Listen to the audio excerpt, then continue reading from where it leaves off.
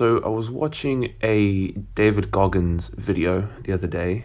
There are many, many of those on YouTube. And the reason I was doing that is because there's an exercise I was doing in this course that I purchased a long time ago.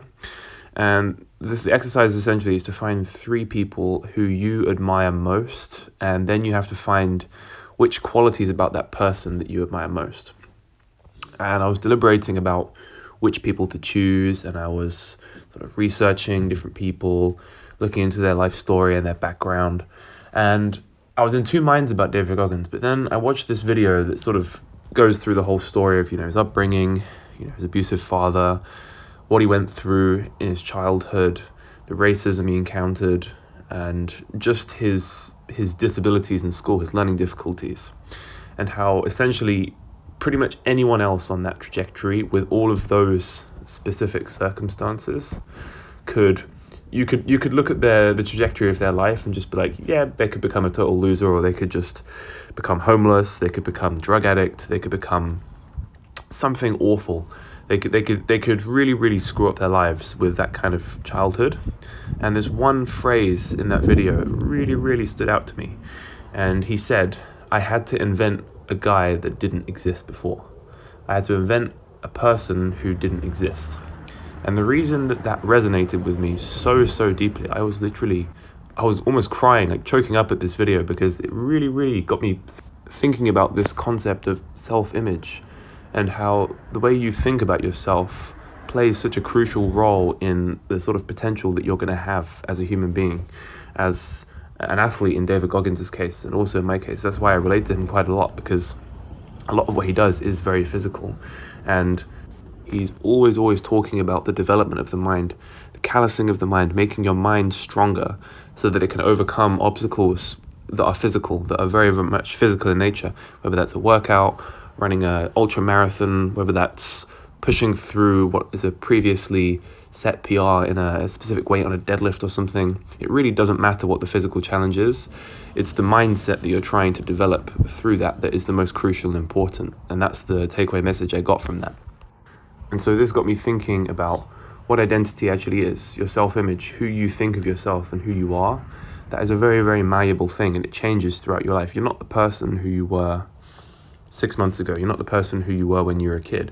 Your personality changes over time.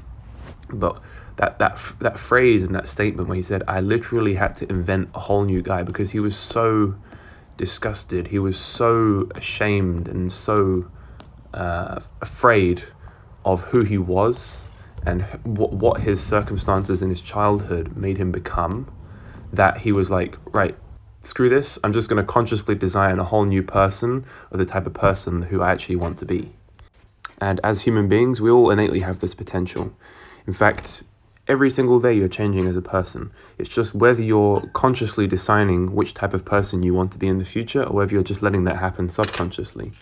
There's also another quote which kind of links in very nicely with what I'm trying to say here. And the quote is, I think it's from, it's either Aristotle who said this, or a poet called William Durant. But the quote goes, we are what we repeatedly do. Excellence, then, is not an act, but a habit. The word identity literally comes from Greek, and it's split into two words, eisentios and dentidem, which literally means repeated being. So how are you repeatedly reinforcing who you are as a human being every single day? So the actions that you take every single day are so crucial, because it's basically informing, or it's casting a vote to the identity that you are reinforcing about yourself, the identity that you want to be. And so that brings me back to this workout. Coming into this workout, I've literally been coming off of 2 hours sleep. Really struggled to sleep last night, just thoughts racing through my brain all night. I don't know if you've ever had nights like that, when you just, whatever you try to do, you cannot just stop thinking. It doesn't matter what happens, you just stay awake all night. So 2 hours sleep, then I had to get up and work this morning. Pretty physical job, working in a swimming pool as a swimming teacher. Then I also had a family event.